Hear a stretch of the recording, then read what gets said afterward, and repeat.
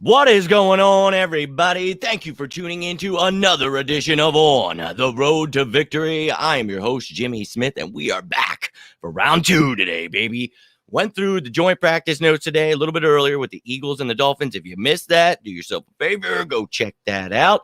But I appreciate you taking the time. We got a little bit of trade news, so we're going to go over the trade.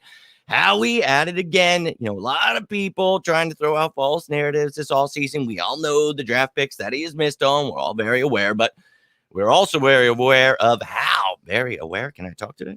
We're very aware of what he can do with that cap, with the draft, all those things he is good at. And we know that he's one of the best GMs in the game. We talked about last week, insane that he was able to get more than a bag of potato chips for J.J. Arcega-Whiteside. But he continues to make moves where you're getting things for people that weren't even going to make this roster. So that is correct, Alex. Howie season. This is the time where he shines. We talked about at the beginning of this all season. This was going to be his all season. He was going to have a phenomenal one, and he continues to shine. Now, this is not a huge move. This is not something, oh my God, a blockbuster trade. But this is just Howie making something out of nothing. And you love to see it, every little piece of it. So we're going to go over this move, what it looks like now with the secondary, the future draft picks, all of those things. So any questions, any comments that you do have, please feel free to throw them my way. But let's get this bad boy started. Let's talk about this trade. But let me know how you're feeling about this trade. I know a lot of you guys felt this guy was going to make the team. I've already told you who I feel is going to make this roster at safety. So did not have Ugo making it. But I'd love to hear your thoughts. I appreciate all of you taking the time. Hope you're having a great Wednesday, but let's go. So we traded a defensive back that wasn't even going to make the roster, somebody that can help you out at nickel corner, can help you at free safety, can help you as a special teamer. We talked about him, but we've already got those guys, and I didn't feel he was going to beat them out. So you get a 6th-round pick in 2024 for Ugo Adami, who was not going to make the roster, and your 7th-round pick. So you essentially just got a pick swap for absolutely nothing. So that is why I love Howie and continue to try to get Eagles fans on board with Howie Roseman being one of the best GMs in the game. So making a move like this, you, again, get something for nothing. So we talk about the Eagles secondary. Somebody I feel, you know, for the last few weeks, when I was able to go to that closed practice, you know, I started bringing up guys that I felt the media was not talking about. So I wanted them to start talking about Josh Jobe. I really felt this kid could make the roster, and I didn't understand why nobody was talking about him. So you look at a kid that can play that nickel cornerback, that can play that free safety, that can help you on special teams, and he actually has return ability as well. So for me, this is a guy I would keep on this roster over Ugo Adami. And I don't think, well, I obviously made that pretty clear that Arcega-Whiteside was going to make the roster. So again, something for absolutely nothing. And you've still got a lot of competition here. So when you talk about Adami, you know, he could help you at corner. Sure, definitely. You know, he was listed as a defensive back, but we talk about those guys like Mac McCain, Kerry Vincent, who I don't think are going to make the roster, but they've got that versatility that Josh Jobe, Mario Goodrich, you know, guys like Josiah Scott that can play not only corner, but play in that safety position. So having versatility is a huge plus when you're not one of those top 3 guys. So we're trying to find out who's going to make this roster. You guys saw my 53-man projection, going to give you another one this week, but it's really not going to change that much. So really excited about this roster and the competition, and they just keep making the cuts as we have seen it. So love to see that.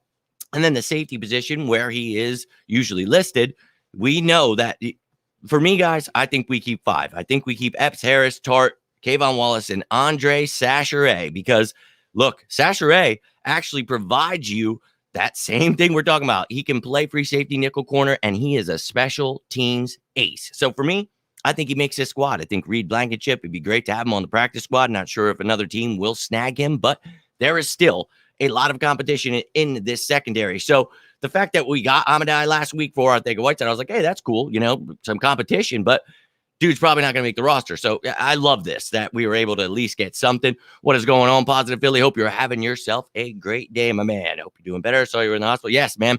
Look, that stuff is never going to hold me back from doing any of this stuff, and it never has, you guys know. But when I get close to dying, I have to make posts to let you guys know that I might not be back. So just so you're aware of where I am or why I'm not making videos, always like to let you guys know. But I appreciate you reaching out, man. But look, I get sick a lot of the times, but usually don't end up in the hospital. So it's been a rough go. I avoided COVID for almost 3 years, but I appreciate you, man. But it got me for a little bit there, but able to get out of the hospital just in time, able to, get rest for a couple hours. They said for a few days, but it's all right. I don't have COVID anymore, so I was able to go to the link. It was awesome.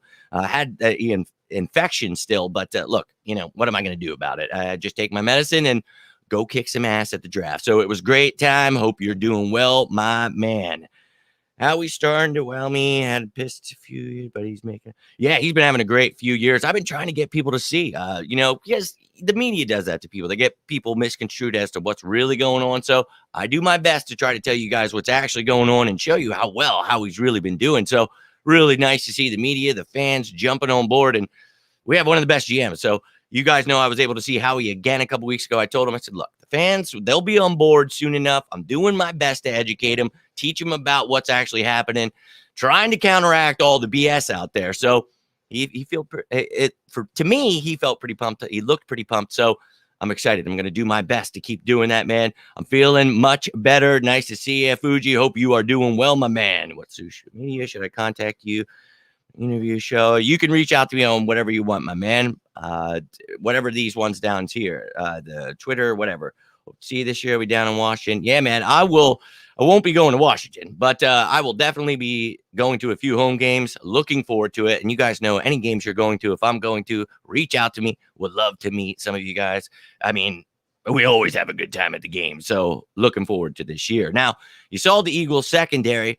Now, what do the Eagles' future draft picks look like? And, we actually just talked about this the other day because, people don't realize how set for the future we are. When I talk about the Eagles building a contender for the future, this is what I'm trying to talk about, the future cap space, the future draft pick. So I was showing that in the show the other day, but now we have an opportunity as the one pick changed to show you again. Here are the future draft picks for the Eagles. And you see next year, we have that extra first. We don't have our sixth. So we do have 7 picks, but it's 2 firsts, a second, a third, a fourth, a fifth, and a seventh. And that's just for now. So pumped about that. 2 first-round picks, and one of them is the Saints. I can't wait to see how that goes.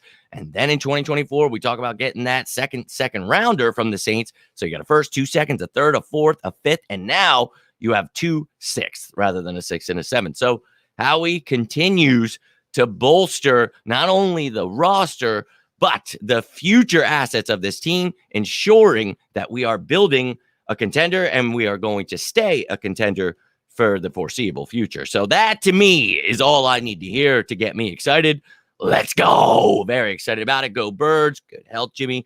Not worried about recent preseason practice. Yeah, especially on D.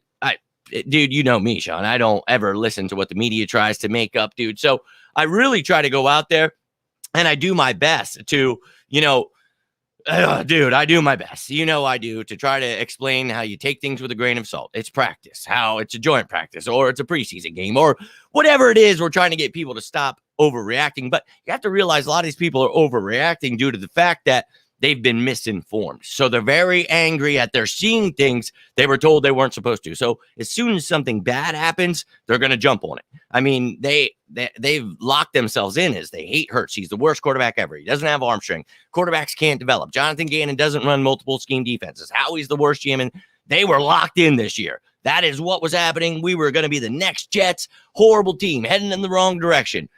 I sat there like, what the fuck? Do you guys know how the cap works? Do you know how the draft works? Do you understand what the Eagles are doing? I mean, I talked about it last year, you guys remember. So it's just, to me, it's like, what?